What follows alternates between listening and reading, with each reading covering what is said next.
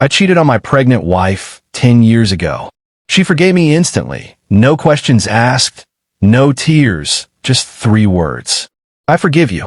I thought I was the luckiest man alive. Last week, I found a letter hidden in my daughter's baby book that explained why she let me off so easy. When I finished reading it, I realized my wife hadn't forgiven me at all.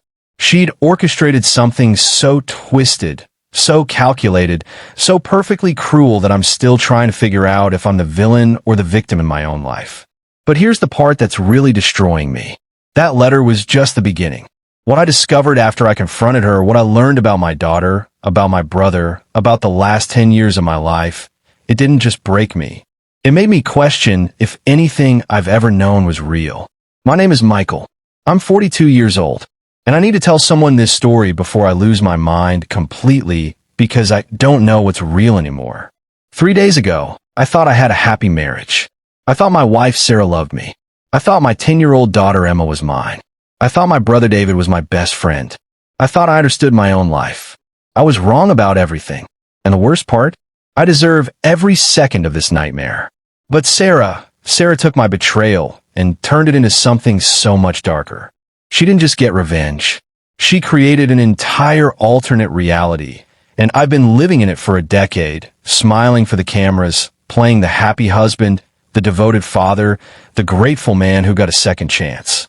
Except there was no second chance. There was only her plan. And that plan is so much bigger than I ever imagined. The letter was just the first domino. What came after, what I'm about to tell you, it's going to sound insane. You're going to think I'm making this up. But I swear on everything I have left, which isn't much, this is real. This is my life. And I need to tell someone before it's too late. Before Sarah finishes what she started. Because I found something else. Something she didn't want me to find. And now I understand that the affair with my brother, the letter, the 10 years of lies, that was all just the surface. Underneath, there's something so much worse. Something I never saw coming. Something that changes everything I thought I knew about my wife, my daughter, my entire existence. Let me start at the beginning. 11 years ago, I was 31 years old. Sarah was 29. We'd been married for 4 years. She just told me she was pregnant. We've been trying for about 6 months. When she showed me the positive test, I was happy. Genuinely happy. We were going to be parents. We were going to have a family. Everything was perfect until it wasn't. Around month 5 of Sarah's pregnancy, something shifted. I don't know how to explain it except that I started feeling invisible. Every conversation was about the baby. Every decision was about the baby. Every plan we made revolved around this tiny person who didn't even exist yet. And Sarah, she was glowing. She was happier than I'd ever seen her. She'd talk to her belly. She'd play music for the baby. She'd spend hours on Pinterest planning the nursery. And I felt like I was disappearing. I know how that sounds. My wife was pregnant with our child, and I felt neglected. It's pathetic. It's selfish.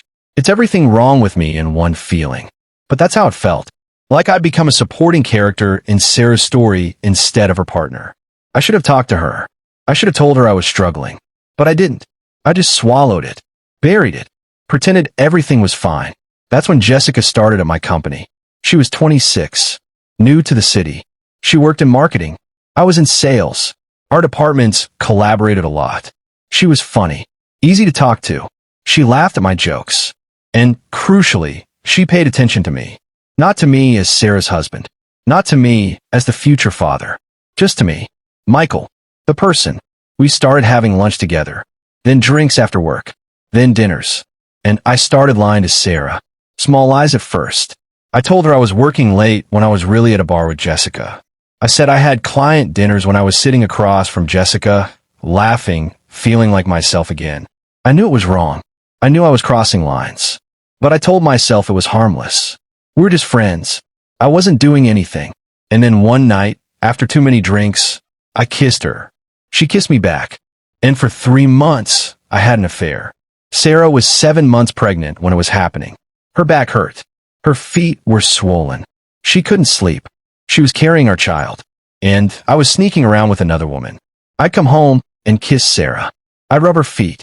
I'd ask about her day. And I'd be thinking about Jessica. I was a monster. Sarah found out because I got stupid. Careless. I left my phone on the kitchen counter while I went to take out the trash. Jessica texted me something explicit, something that made it very clear what we were doing. When I came back inside, Sarah was standing in the kitchen, holding my phone, reading the screen. Her face was blank, empty. She just looked at me and said, "Who is Jessica?" I broke down, told her everything. The affair, the lies, all of it. I cried. I begged. I got on my knees on our kitchen floor and promised her I'd never do it again. That Jessica meant nothing. That I loved her. That I was sorry. Sarah just stood there with her hand on her pregnant belly, staring at me. She didn't cry, didn't yell. She just listened. When I finally stopped talking, when I'd run out of apologies and excuses, she said 5 words that changed everything. Go sleep in the guest room. I didn't sleep that night. I just lay there knowing I'd destroy my marriage. Knowing that in the morning, Sarah would tell me to leave. That I'd lose my wife and my daughter before she was even born. But that's not what happened. The next morning, Sarah came into the guest room. She sat on the edge of the bed. She looked exhausted. And she said, "I need you to answer some questions." So I did. I told her everything she wanted to know. When it started. How many times? Where? If I loved Jessica. If I was planning to leave. Every question. Every answer. No matter how much it hurt. And then she was quiet for a long time. Finally, she said, "I forgive you. We're going to work through this." Just like that. I couldn't believe it. I started crying again, thanking her, promising her I'd spend the rest of my life making it up to her. She held up her hand. "I have conditions. You end it with Jessica today. You never speak to her again. You find a new job. You go to therapy. We go to couples therapy. And you never lie to me again about anything. Complete honesty from now on." Those are the terms. I agreed to everything. I would have agreed to anything. "Okay," she said. And then she went to make breakfast like we just discussed what color to paint the nursery. I broke up with Jessica that day. Found a new job within a month. Started therapy. We went to couples counseling every week. And slowly, impossibly, we rebuilt. Or so I thought. Emma was born 6 weeks later. 8 pounds, 3 ounces. Perfect. When they put her in my arms for the first time, I looked at Sarah and promised her I would never let either of them down again. Sarah just smiled. This small, tired smile. And said, "I know you'll try." I didn't think about those words at the time. But I should have. The first year after Emma was born was hard. New parent hard. No sleep. Constant crying. But Sarah and I were a team. We didn't fight. We didn't bring up the affair. We just focused on Emma. My brother David was around a lot during this time. He'd always been close with us, but after Emma was born, he really stepped up. He'd come over to help. He'd bring groceries. He'd hold Emma so we could sleep. I was grateful. I thought he was being a good brother. A good uncle. I was so stupid. By Emma's first birthday, I thought we'd made it through. Sarah seemed happy. She'd laugh. She'd hold my hand. She'd initiate sex. All the things that had disappeared during the affair started coming back. I thought we were going to be okay. The years went by. Emma grew up. Started preschool.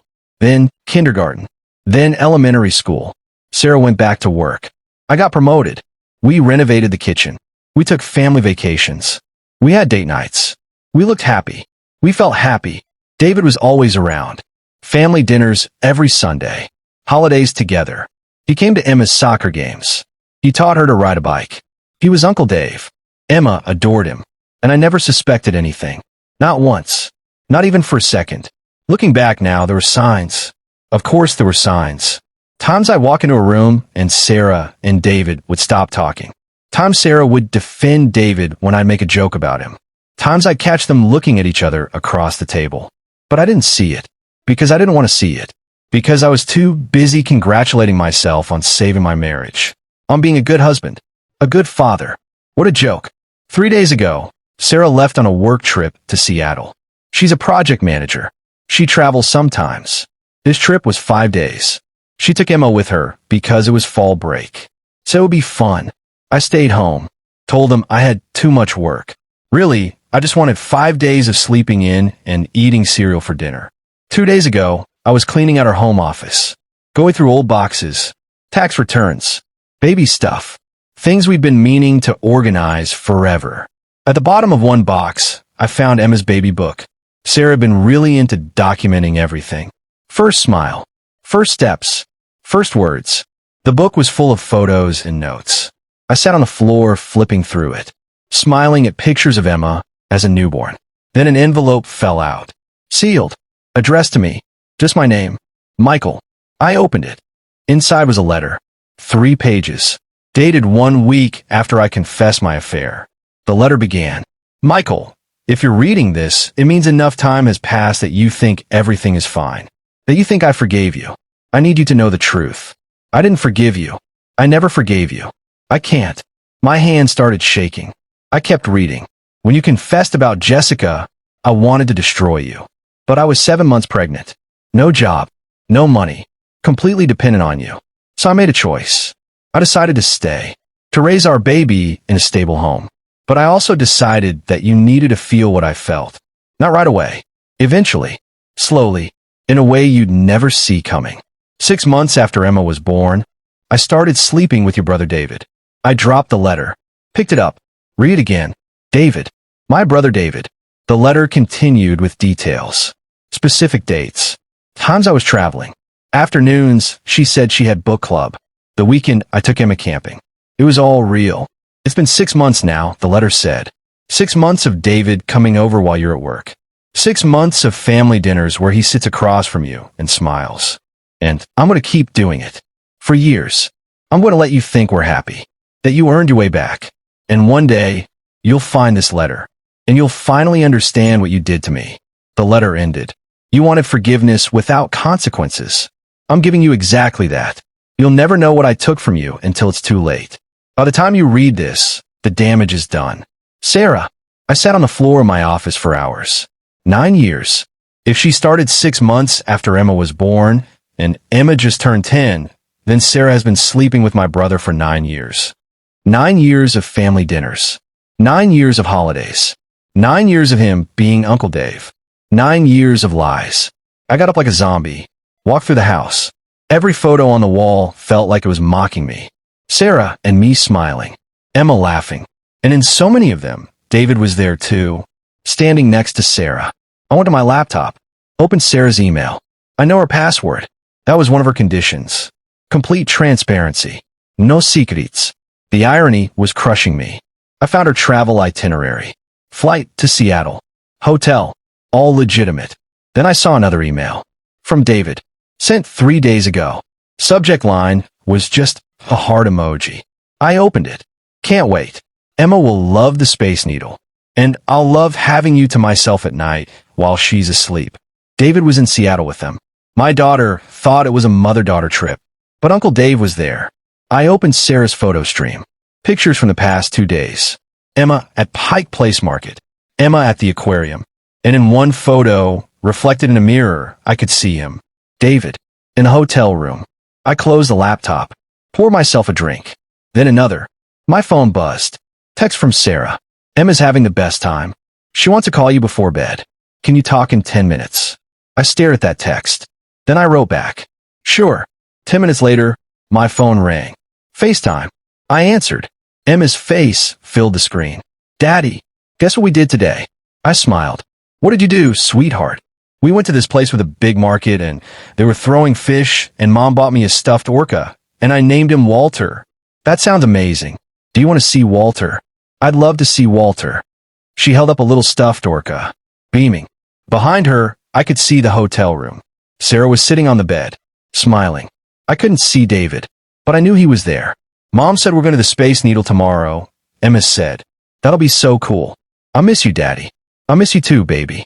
Okay, I'm going to go watch TV. Love you. Love you too. Sarah took the phone. Hey, you okay? You look tired. Just been working. I'm Euphina. We'll be home tomorrow night. Okay. Have a good night. Love you, she said. She said it so easily, so naturally. Love you too, I heard myself say. We hung up.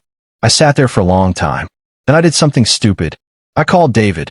He answered on the 4th ring. Hey man, what's up? He sounded breathless, like he'd rushed to answer. Where are you? I asked. Pause. At home. Why? Really? You're at home? Yeah. Just watching TV. Why? What's going on? Nothing. Just wanted to talk. Okay. What about? I found something today. A letter. From Sarah. Silence. David? I don't know what you're talking about. Really? You don't know about a letter Sarah wrote 10 years ago. More silence. Are you in Seattle right now? Long pause. Yeah. With Sarah. Yeah. And Emma. Yeah. How long have you been fucking my wife, David? He didn't answer. How long?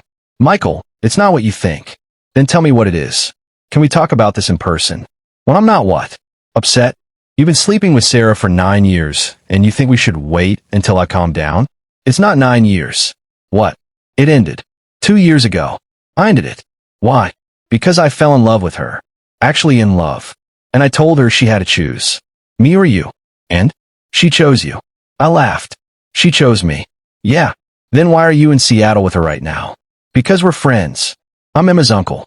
Sarah and I talked and decided we could still be in each other's lives. You're in a hotel room with my wife and daughter, and you're talking about boundaries. Separate rooms. We have separate rooms. Emma's with Sarah. I'm 3 doors down. And I'm supposed to believe that. Believe what you want. But it's the truth. Sarah and I haven't been together in 2 years. She chose you. She chose her family. You fucked my wife for 7 years. I know. You were at my daughter's birthday parties. I know. I know what I did. I know I betrayed you. But you betrayed her first. So this is my fault? No. But it's not all Sarah's fault either. You destroyed her. And I was there. You didn't pick up pieces. You took advantage. Maybe. But she came to me. She initiated it. She was in pain and wanted to hurt you back, and I let her. Does she love you? Pause. I don't know. She says she doesn't. That I was just a weapon. But I don't know if that's true. I hung up. Then my phone rang again. David. I answered. What? There's something else you need to know. What? Sarah's been waiting for you to find that letter. She told me years ago she put it in Emma's baby book. This whole trip was planned around it. She wanted you to find it this week. Why? Because she wants to tell you the truth. She wants to stop pretending. When does she get home? Tomorrow night. Flight lands at 6. I hung up again. I didn't sleep. I couldn't eat. I just sat there waiting. The next day, I went to the airport. Waited at baggage claim. I saw them coming down the escalator. Emma carrying her stuffed orca. Sarah pulling her suitcase. They looked happy. Emma saw me. Her face lit up. Daddy. She ran over. I caught her. I missed you so much, she said. I missed you too. Sarah walked up. Smiled. Hey. Hey. She leaned in to kiss me. I let her. Felt nothing but rage. We got their bags. Drove home. Emma talked non-stop about Seattle. We got home. Emma ran upstairs. Sarah and I stood in the kitchen. Did you have a good week? She asked. Interesting week. Yeah. What did you do? Cleaned out the office. Found some interesting things. She went still. What kind of things? I pulled the letter out of my pocket. Placed it on the counter. Sarah stared at it. You found it, she said quietly. Yeah. I'm sorry you found it that way. Are you? David said you wanted me to find it. Her eyes widened. You talked to David? Last night. He told me everything. The affair. When it ended. Why? Michael, she started. Is it true? Did you really sleep with my brother for 7 years? She didn't answer. Sarah, is it true? Yes. The word hit me even though I already knew. Why? You know why? It's in the letter. I want to hear you say it. She took a breath. Because you destroyed me. I needed you to feel what I felt. I couldn't leave, but I couldn't forgive you. So I hurt you back. For 7 years. Yes. Was any of it real? Any of the last 10 years? She was crying now. I don't know. Some of it. Maybe all of it. I loved you and hated you at the same time. Do you love David? No. Did you? I don't know. Maybe. But not anymore. Why did you choose me? Because of Emma. Because this is her home. Not because you love me. She looked at me. I do love you. But I also hate you. I don't know if love is enough. Emma came running down. Mom, can I call Grandma? Sarah wiped her eyes. Sure, baby. Emma ran off. Sarah and I stood there. What do we do now? She asked. I don't know. Do you want a divorce? I don't know. Do you want to try to work through this? I don't know that either. We could try. Therapy. Honesty. Time. I don't know if I can trust you. I don't know if I can trust you either. But maybe we try. I need time. I'm staying at a hotel tonight. What do we tell Emma? Tell her I have a work thing. I'll be back tomorrow. Okay. I grabbed my keys. Started to leave. Michael? I turned. I am sorry. For what it's worth. I nodded. Left. I checked into a hotel. Sat on the bed. And I cried. For the first time since reading the letter. My phone buzzed. Text from Sarah. Emma's asking where you are. I told her work emergency. She's sad but okay. I'm sorry for everything. I didn't respond. Another text. I know you don't believe this, but I do love you. I always have. Even when I was hurting you. I loved you. I stared at it. Then wrote back. I loved you too. Even when I was with Jessica. I think we loved each other and destroyed each other at the same time. 3 dots appeared. So what do we do? I don't know. But we need to talk. Can your mom watch Emma this weekend? Yes. Okay. This weekend. Just us. We'll figure this out. Thank you for not giving up yet. I'm not promising anything. I just need time. I understand. I put my phone down, and I thought about what I wanted. The next day, I went home. Emma was at her grandmother's. Sarah and I sat in the living room. Where do we start? I asked. The truth, she said. All of it. So we talked. For hours. About my affair. About hers. About the lies. About whether we could ever trust each other again. It was brutal. By evening, we were exhausted. So, Sarah said, what do we do? I think we try. Real therapy. 6 months. If after 6 months we're still just hurting each other, we admit this can't be fixed. 6 months. 6 months. And what about David? David is gone. He doesn't come to family dinners. He's not part of our lives anymore. Emma will ask why. We'll figure it out. But he's done. Okay. And one more thing. You tell me everything. Every detail. I need to know. Okay. So she told me. Everything. All the details. It killed me. Every word. But it was also freeing. Because for the first time in 10 years, we were being honest. No performance. No lies. Just truth. That was 3 months ago. Sarah and I have been in therapy twice a week since then. Individual and couples. It's helping. Slowly. We still have hard days. Days where I can't look at her. Days where she can't stand me. But we also have good days. Days where we laugh. Where we remember why we fell in love. Emma still doesn't know. We decided she doesn't need to. David moved across the country. He sent me a letter. I haven't responded. Sarah and I are learning to be honest. Really honest. About our feelings. Our fears. Our resentments. It's uncomfortable. But it's real. And after 10 years of performance, real is what we need. But here's the thing. Here's the part one haven't told anyone. Not Sarah. Not my therapist. Not David. Last week, I found something else. I was going through Sarah's office looking for an insurance document. She keeps everything filed meticulously. Color-coded folders. Labels. Everything organized. I found a folder I needed. But behind it was another folder. Unmarked. Just plain manila. I don't know why I opened it. Curiosity maybe. Or maybe some part of me knew I'd find something. Inside were documents. Medical records. DNA test results. Financial statements. And letters. Lots of letters. I sat down at her desk and started reading.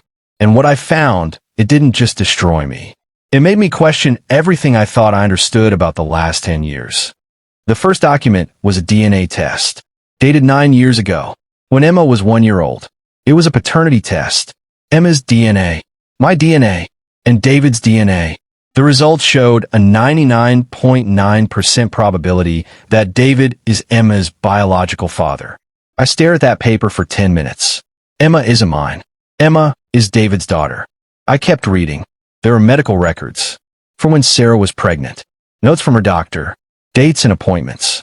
And according to these records, Sarah got pregnant the week I confessed my affair. The exact week. Which means Emma was conceived right after I told Sarah about Jessica. I thought back to that time. After I confessed, Sarah and I didn't have sex for weeks. She couldn't even look at me. We were sleeping in separate rooms. But according to these records, she got pregnant that week. Which means she must have been with someone else. David. I found a letter in the folder. From Sarah to herself. Dated 10 years ago. Right after she found out she was pregnant. It read, I just found out I'm pregnant.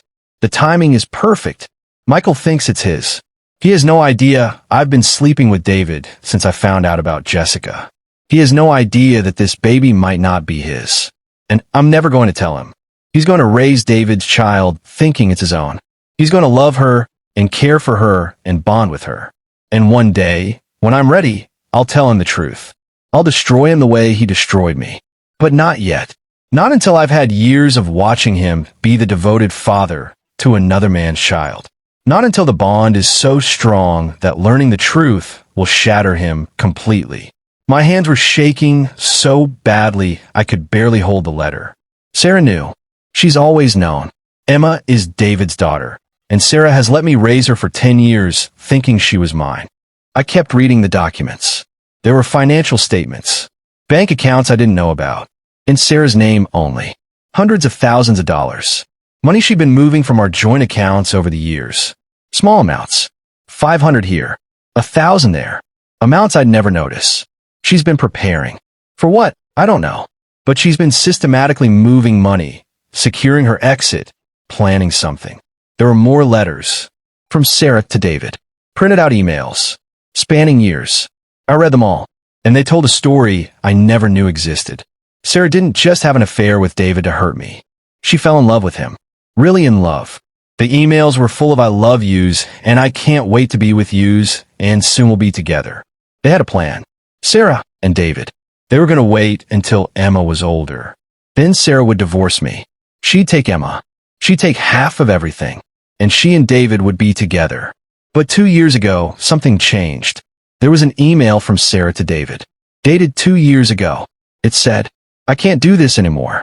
I thought I wanted to be with you. I thought I loved you. But I realize now that I was just using you. You were a weapon against Michael. A way to hurt him. But Emma loves him. She calls him daddy. And I can't take that from her. I can't destroy her life because of what he did to me. So I'm ending this. Us. We can't be together anymore. I'm staying with Michael. For Emma. And because somewhere underneath all the hate, I still love him. David's response was angry. Hurt. He said he loved her. That Emma was his daughter. That he deserved to be with them. Sarah's reply was cold. Emma is Michael's daughter. She'll never know you're her biological father. That's the price you pay for helping me with my revenge. You knew what this was from the beginning. I found another letter. This one from Sarah to me. Unsealed. Undated. Like she'd been writing it recently. It read, Michael, if you're reading this, it means you found my folder. You know the truth now? About Emma. About David. About everything. I don't know how you're feeling right now. Probably destroyed. Probably angry. Probably wondering how I could do this to you. The answer is simple. You did it first. You betrayed me when I was at my most vulnerable. You destroyed my trust. You broke me. And I spent 10 years breaking you back.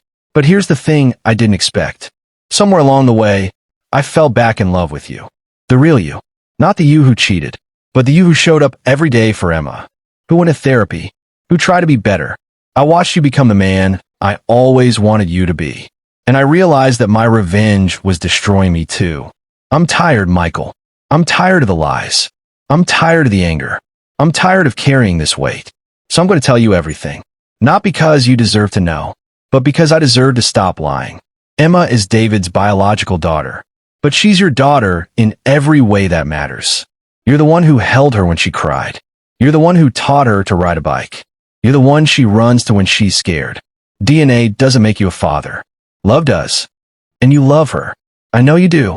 What you do with this information is up to you. You can leave. You can tell Emma. You can destroy everything we've built. Or you can stay. You can keep being her father. You can keep trying to make this marriage work. I don't know what I want you to do.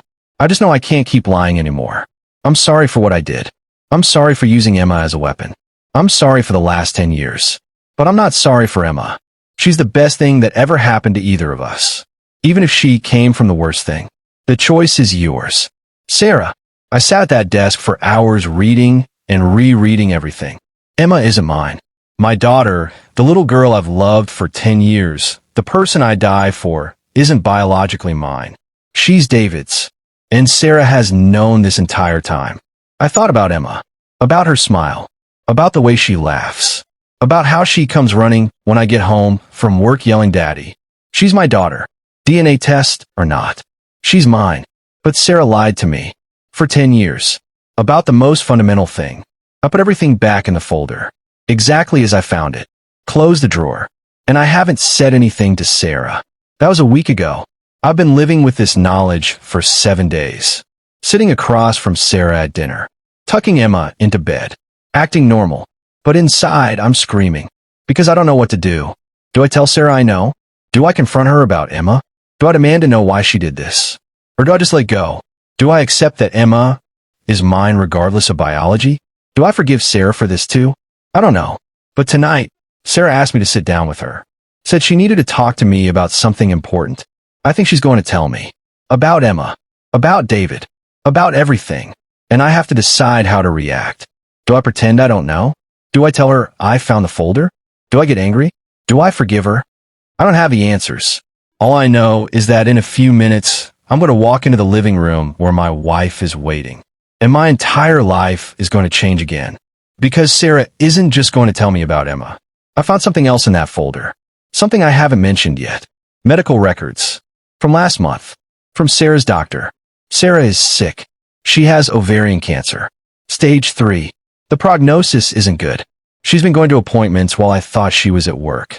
She's been getting treatment while I thought she was traveling. She's dying. And she hasn't told me. There was a note in her medical file. From her doctor. Asking if Sarah had told her family yet. Encouraging her to tell me.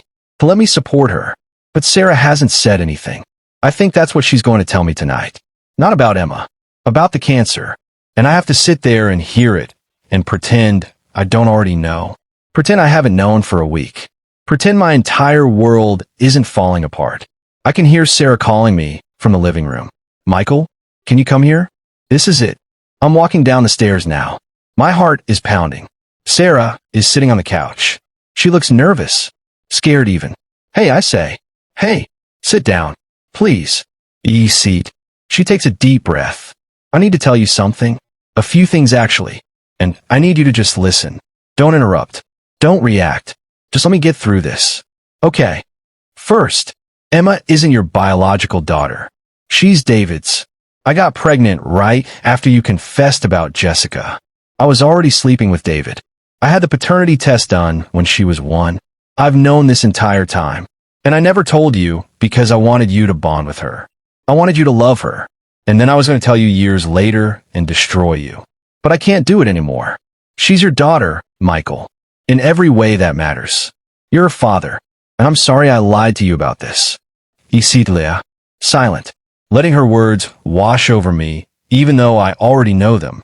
Second, I'm sick. I have ovarian cancer. Stage 3. I found out 2 months ago. I've been doing treatment, but it's not working. The doctors say I have maybe a year. Maybe less. Her voice breaks. She's crying now. I wanted to tell you sooner, but I didn't know how.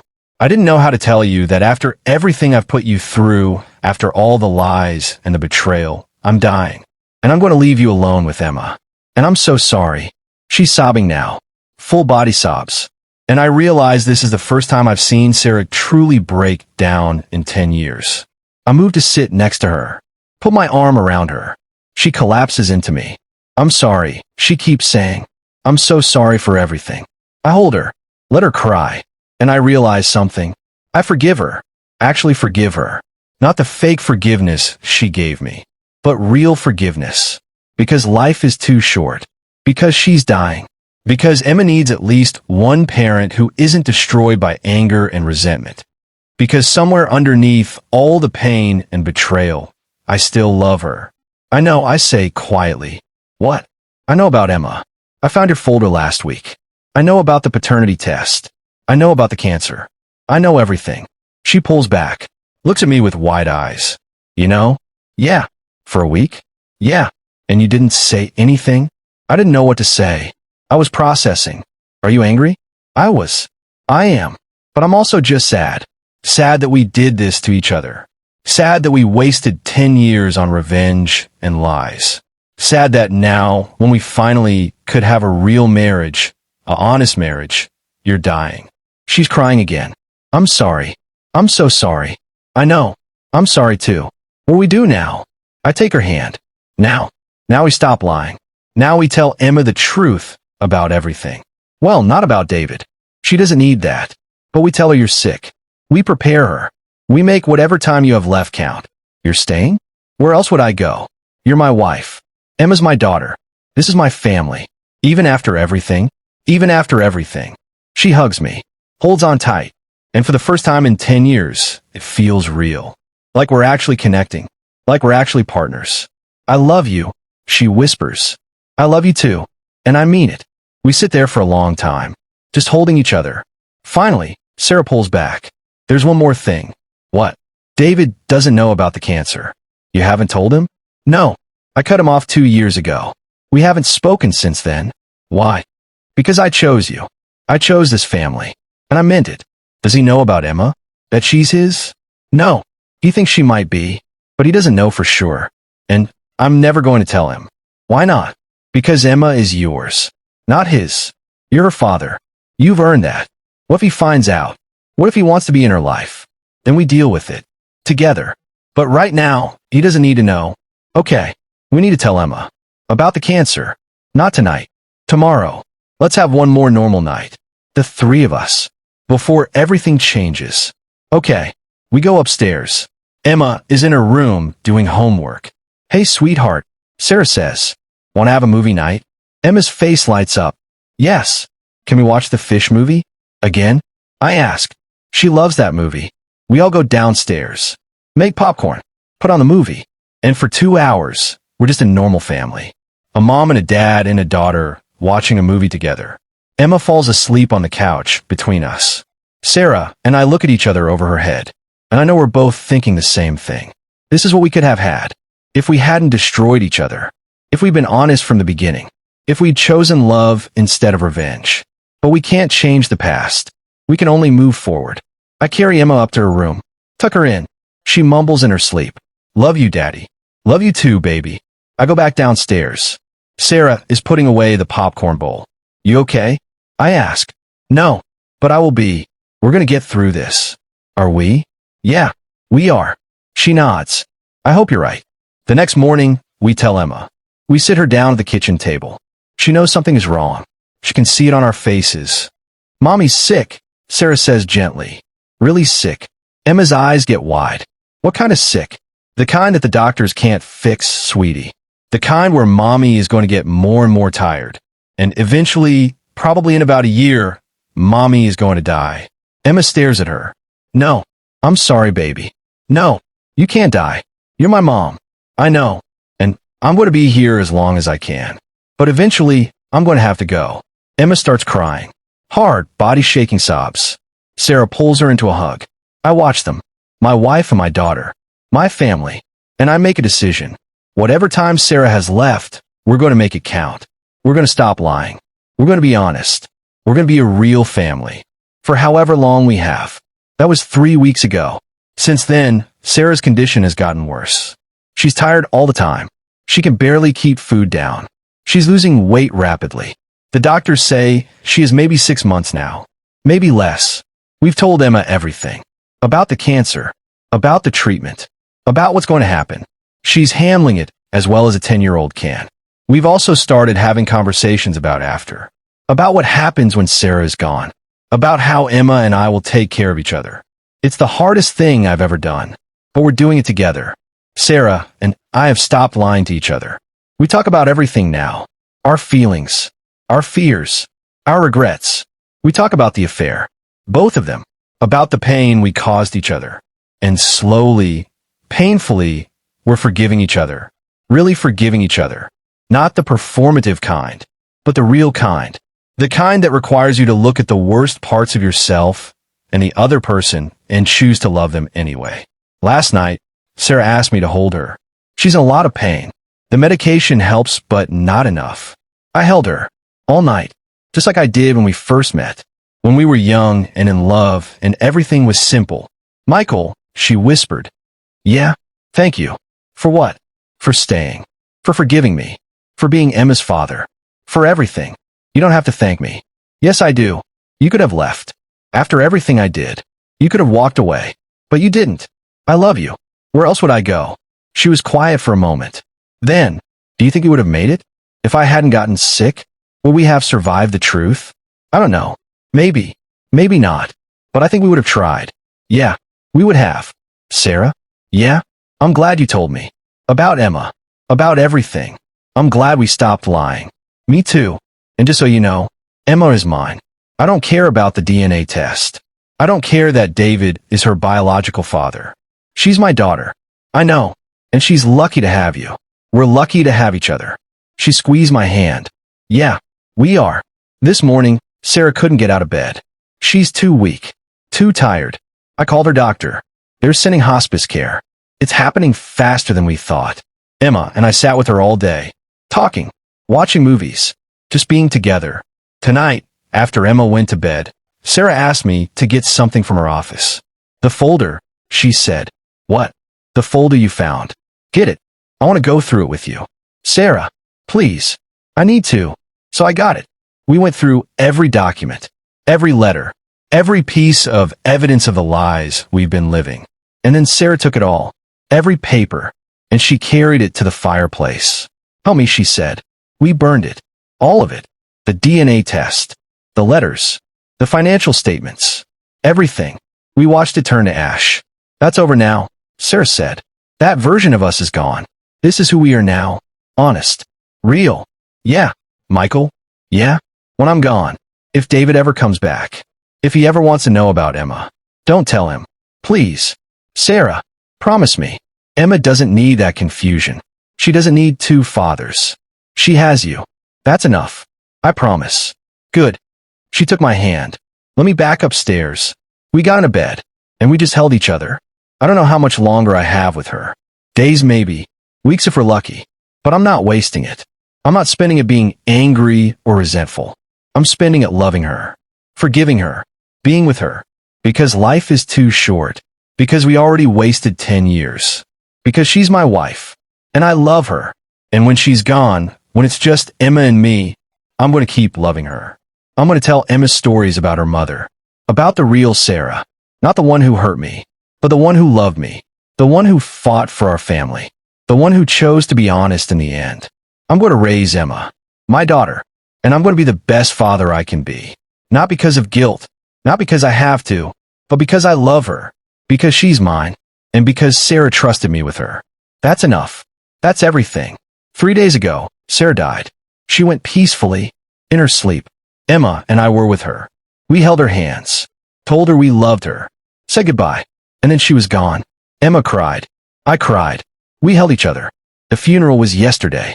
Small. Just close friends and family. David didn't come. I didn't invite him. After everyone left, Emma and I sat in the living room. Daddy? She said. Yeah, baby? Are you going to be okay? Yeah, I'm going to be okay. We're going to be okay. I miss her. I miss her too. She was a good mom. Yeah, she was. And you're a good dad. Thank you, sweetheart. She hugged me. I love you. I love you too. We sat there. Just the two of us now. A father and his daughter. And I realized something. This is my life now. This is who I am. A single father. A widow. A man who was betrayed and betrayed back, and somehow found forgiveness in the ruins. I don't know what the future holds. I don't know if I'll ever date again. I don't know if I'll ever trust someone the way I trusted Sarah. But I know I have Emma. And she has me. And that's enough. Tonight, I'm sitting in my office, writing this all down, trying to make sense of it. And I keep coming back to the same thought. Forgiveness isn't something you say. It's something you do. Every day. Through hard work and honesty and choosing to love someone even when they've hurt you. Sarah and I hurt each other. Deeply. Irreparably. But we also loved each other. And in the end, that love was enough to carry us through.